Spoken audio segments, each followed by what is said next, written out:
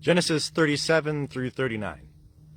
And Jacob dwelt in the land of his father's sojournings, in the land of Canaan. These are the generations of Jacob. Joseph, being 17 years old, was feeding the flock with his brethren, when he was a lad with the sons of Bilhah, and with the sons of Zilpah, his father's wives. And Joseph brought the evil report of them unto their father. Now Israel loved Joseph more than all his children, because he was the son of his old age. And he made him a coat of many colors. And his brethren saw that their father loved him more than all his brethren, and they hated him, and could not speak peaceably unto him.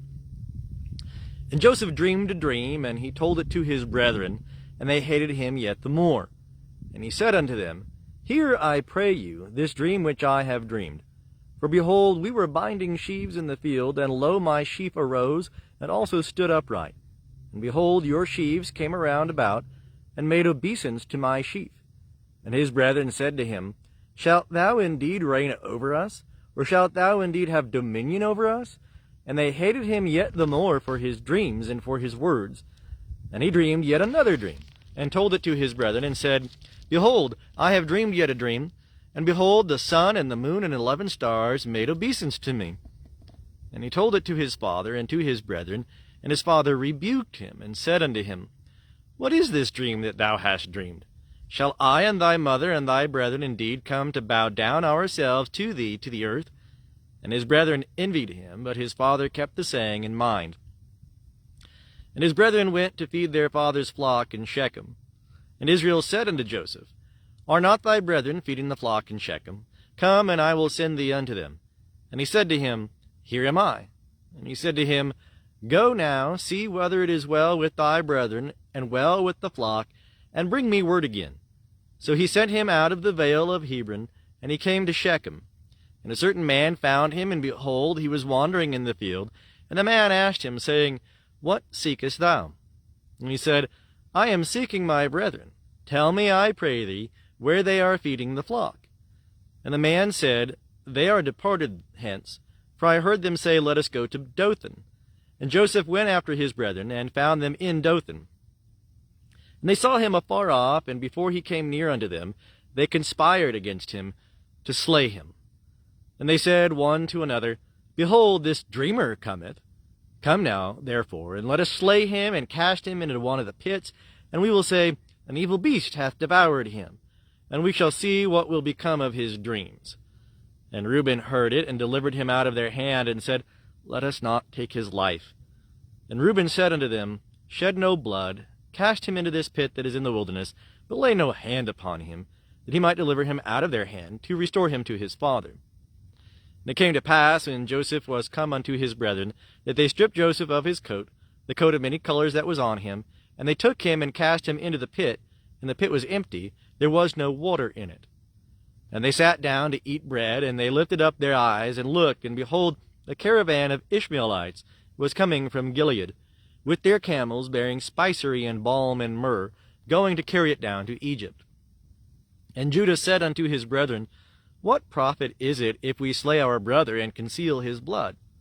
Come, and let us sell him to the Ishmaelites, and let not our hand be upon him, for he is our brother, our flesh.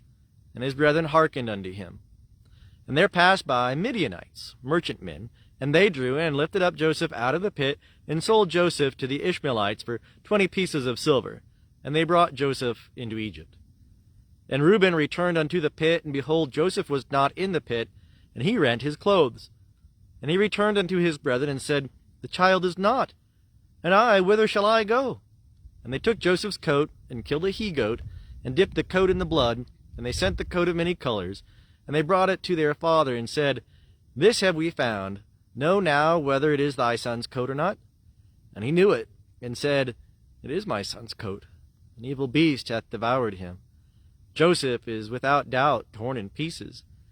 And Jacob rent his garments, and put sackcloth upon his loins, and mourned for his son many days. And all his sons and all his daughters rose up to comfort him, but he refused to be comforted.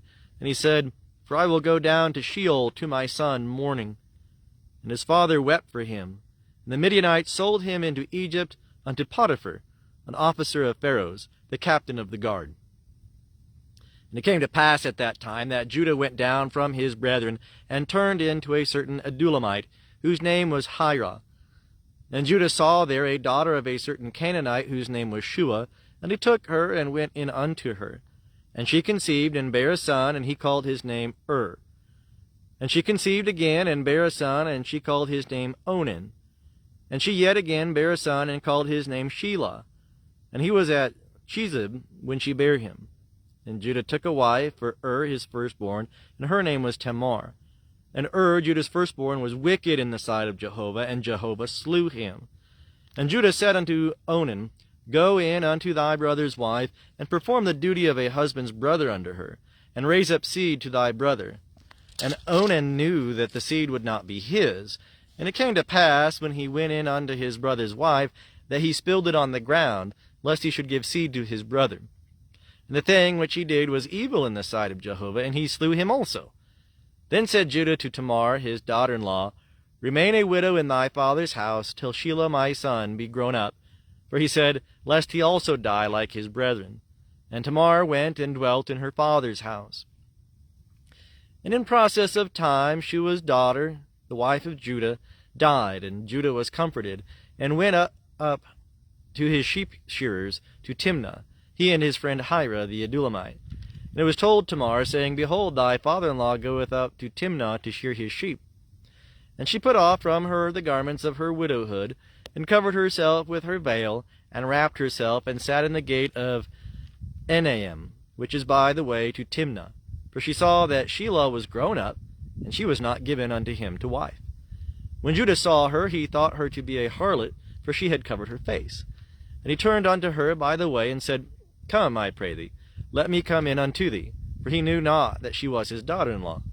And she said, What wilt thou give me, that thou mayest come in unto me? And he said, I will send thee a kid of the goats from the flock. And she said, Wilt thou give me a pledge till thou send it? And he said, What pledge shall I give thee? And she said, Thy signet, and thy cord, and thy staff that is in thy hand. And he gave them to her, and came in unto her, and she conceived by him. And she arose, and went away, and put off her veil from her, and put on the garments of her widowhood. And Judah sent the kid of the goats by the hand of his friend the Adullamite, to receive the pledge from the woman's hand, but he found her not. Then he asked the men of her place, saying, Where is the prostitute that was at Enaim by the wayside? And they said, There hath been no prostitute here. And he returned to Judah, and said, I have not found her. And also the men of the place said, There hath been no prostitute here. And Judah said, Let her take it to her, lest we be put to shame. Behold, I sent this kid, and thou hast not found her. And it came to pass, about 3 months after, that it was told Judah, saying, Tamar, thy daughter-in-law, hath played the harlot, and moreover, behold, she is with child by whoredom. And Judah said, Bring her forth, and let her be burnt. When she was brought forth, she sent to her father-in-law, saying, By the man whose these are, am I with child.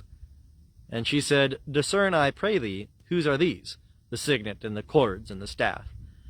And Judah acknowledged them, and said, She is more righteous than I, for as much as I gave her not to Shelah my son.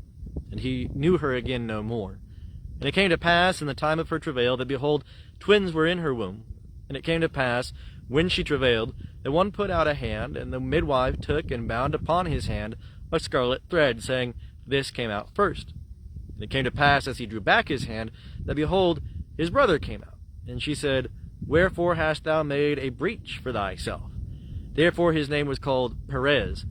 And afterward came out his brother, that had the scarlet thread upon his hand, and his name was called Zerah.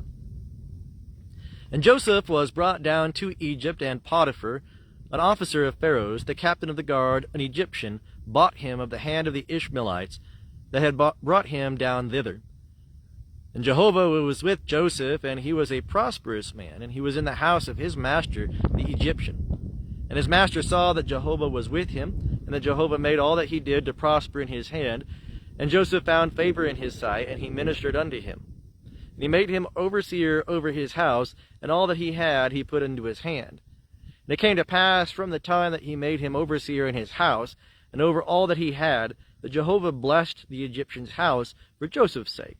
And the blessing of Jehovah was upon all that he had in the house and in the field. And he left all that he had in Joseph's hand, and he knew not aught that was with him, save the bread which he did eat. And Joseph was comely and well favored. And it came to pass after these things that his master's wife cast her eyes upon Joseph, and she said, Lie with me. But he refused, and said unto his master's wife, Behold, my master knoweth not what is with me in the house, and he hath put all that he hath into my hand. He is not greater in this house than I, neither hath he kept back anything from me but thee, because thou art his wife. How then can I do this great wickedness and sin against God? And it came to pass, as she spake to Joseph day by day, that he hearkened not unto her, to lie by her, or to be with her. And it came to pass about this time that he went into the house to do his work, and there was none of the men of the house there within. And she caught him by his garment, saying, Lie with me. And he left his garment in her hand, and fled, and got him out. And it came to pass, when she saw that he had left his garment in her hand, and was fled forth, that she called unto the men of her house, and spake unto them, saying, See, he hath brought in a Hebrew unto us to mock us. He came in unto me to lie with me, and I cried with a loud voice. And it came to pass, when he heard that I lifted up my voice and cried, that he left his garment by me, and fled, and got him out. And she laid up his garment by her until his master came home. And she spake unto him according to these words, saying, The Hebrew servant whom thou hast brought unto us came in unto me to mock me. And it came to pass, as I lifted up my voice and cried, that he left his garment by me, and fled out. And it came to pass, when his master heard the words of his wife, which she spake unto him, saying, After this manner did thy servant to me, that his wrath was kindled. And Joseph's master took him and put him into the prison, the place where the king's prisoners were bound, and he was there in the prison. But Jehovah was with Joseph, and showed kindness unto him, and gave him favor in the sight of the keeper of the prison. And the keeper of the prison committed to Joseph's hand all the prisoners that were in the prison, and whatsoever they did there, he was the doer of it. The keeper of the prison looked not to anything that was under his hand, because Jehovah was with him, and that which he did, Jehovah made it to prosper.